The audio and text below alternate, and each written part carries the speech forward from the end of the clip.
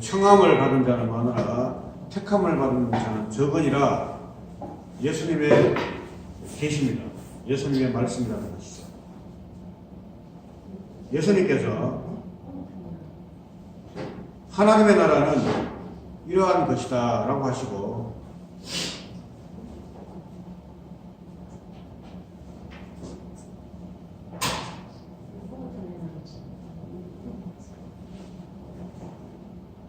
하나님의 나라를 이야기하시면서 마지막 말씀에 청함을 받은 자는 많지만 택함을 받은 자는 적으니라 이렇게 말씀했어요. 우린 여기에서 적다는 말에 주목을 해야 합니다. 자, 우리 성경에는 특히 이사야서를 인용해서 사도 바울이 잘 사용하는 게 있습니다. 그것이 바로 너희는 듣기는 들어도 보기는 보아도 알지 못하고 깨닫지 못한다는 말. 이걸 문장 문구에서 좀 어려운 이야기지만 직설법이라고 합니다. 그런데 원래는 이 문장은요 명령형으로 되어 있어요. 이걸 또 장중명령형이라 이렇게 이야기하는데, 그럼 어떻게 해야 되냐면은 너희는 계속 들으라. 너희는 계속 보아라. 너희는 계속 성경을 연구하라. 너희는 계속 믿음 생활을 해봐라. 하라. 또 보기도 원하고 듣기도 계속 원해보라. 그 끝에 뭡니까? 그러나 깨닫지 못할 것이다. 이런 것입니다. 우리 여기에 응시를 해봐야 됩니다. 왜 그렇게 말하는지.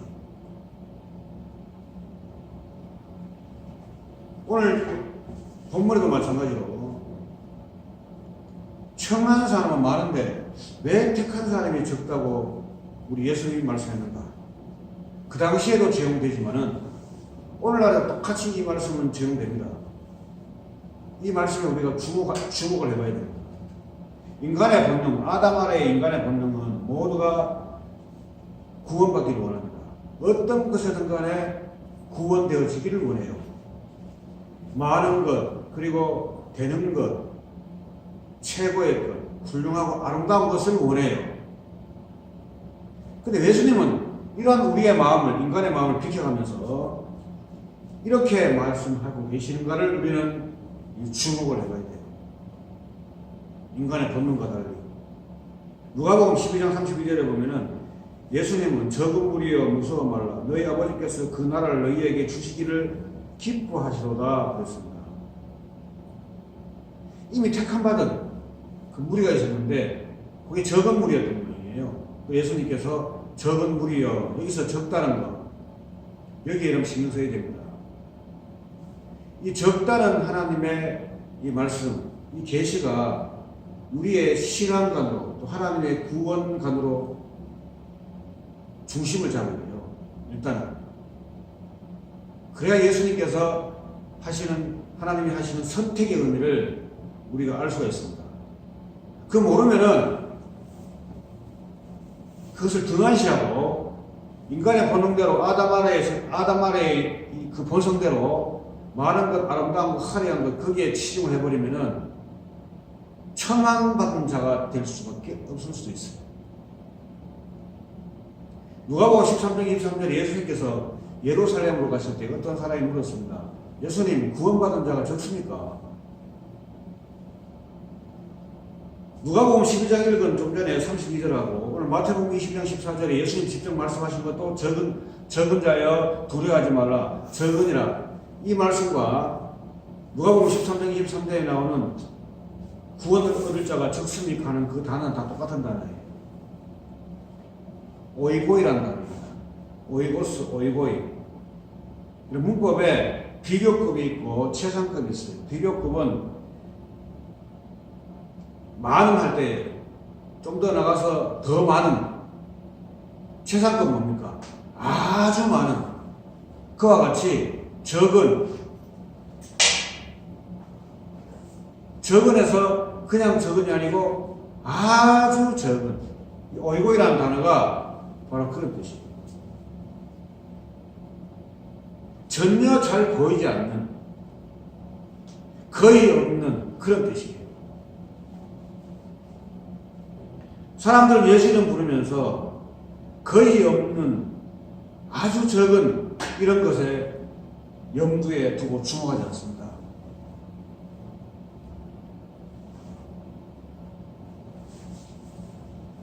반대로 많고 화려하고 아름다운 것에 주목하면서 신앙생활을 해요. 그러면 예수님의 선택과 구원의 본질의 의미를 제대로 모르는 겁니다. 출발점이 여러분들 잘못됐다는 겁니다.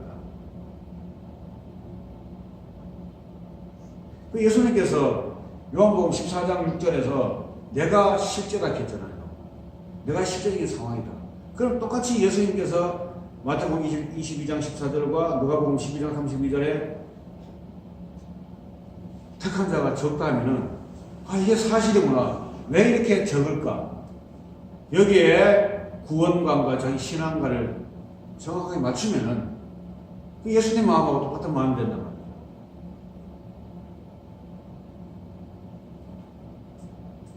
여기서 출발해야 돼요.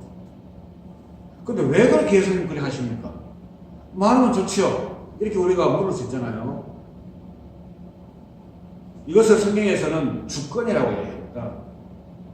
예수님의 주권, 하나님의 주권, 그렇게 얘기합니다. 우린 여기 대해서 수정시켜 주십시오. 이렇게 말할 수 있는 자격이 못 됩니다. 예수님께서 이미 하나님과 더불어서 이미 창세전에 우리가 태어나기 전에 이미 결정해 놓은 선택입니다. 그것을 성경에서 기록하고 있죠. 이렇게 하나님 나라를 깨달으려면 적은 것, 예수님이 말씀하신 이 계시의 말씀, 적은 것에 대한 말씀, 이 말씀을 구원관으로 우리 속에 다짐하고 있어야 하나님의 나라의 의미를 깨달아요. 마가복음 4장 5절에 보면은 너희가 이 비유를 모르면 하나님 나라에 관한 모든 비유들은 너희가 모를 것이다.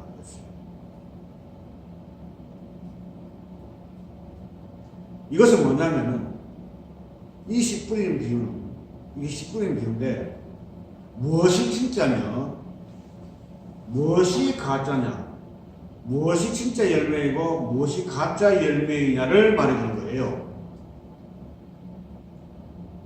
어떻게 해요? 시험을 통해서, 사건을 통해서 진짜와 가짜를 분별하는 말씀이에요. 하나님의 나라는 이렇게 말씀의 능력으로 와서 이 일을 하신다는 겁니다. 말씀을 듣자마자 그 사람이 무슨 말인지 모르잖아요. 무슨 말인지 모르는 것은 자기 탓이 아닙니다. 알려고 애를 쓰는데 사단이 와서 그 말씀을 빼앗아가게 됐습니다. 첫 번째는. 두 번째는 목사님 설교도 괜찮고 교회 혐오감도 없고 나와야지 하면서 좀 나오는데 갑자기 자기 실수인지 아니면은 타인의 실수인지 모르겠지만 그만 다리를 다쳐버렸어요. 자기도 이제 집에서 교회 나가면 좋은 일이 있어야 되는데 왜 이렇게 나쁜 일 생겨가지고 몇 달 입원하고 그러지. 자기들이 와서 어머니 교회 나가지 마세요. 교회 나가니까 이런 일이 생기잖아. 종교를 바꾸고 종교를 엉뚱하고 잘못 선택하면 이렇게 집에 힘듦이 생겨요. 이런 말을 여러분들 충분히 하고 남아요. 그러면 거기에서 그 사람은 기쁨을 받아들였는데 환란이 오고 어려움이 오니까 그때 넘어져 버립니다. 이것도 시험이에요. 세 번째는 살다가 이래가지고 세상 살겠나, 예수 믿는 것 때문에 하지 마라 하는 것도 많고, 또 예수 믿는 사람과 강제해보니까 영 이익도 안 되고, 또 말씀대로 살아보니까 이 세상과 너무 차이가 나고, 이러니까 이거 도대체 이래가지고 내가 살겠나? 세상이 없는죠. 그 다음에 죄의 이웃도 같이 함께 온다. 그래서 그 사람은 결국 결실치 못했다. 그래서 그 다음에 좋은 땅에 떨어진 사람은 그 중에서 진짜로 드러나고 남더라고요. 보세요. 적잖아요.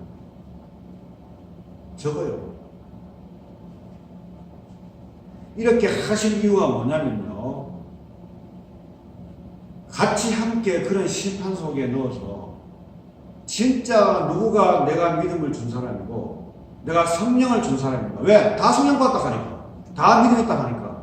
누가 진짜를 갖다가 이렇게 바람을 불어가지고 알곡을 이렇게 모으듯이 북쟁이를 날려버리듯이 이것을 하기 위해서 하는 겁니다. 그 때문에 시험하는 거예요. 검사를 하는 겁니다. 우리가 신앙의 여정 아래서 반드시 이런 일이 발생한다고 제가 이야기했잖아요. 그래서 넘어지는 자가 많기 때문에 청함을 받은 사람은 많은데 택함을 받은 사람은 아주 적다는 이야기를 예수님이 하고 있어요. 이런 사실을 베드로는 이렇게 아주 적다는 이런 사실을 베드로는 그렇게 한 주체를 베드로는 반석이라고 표현했습니다.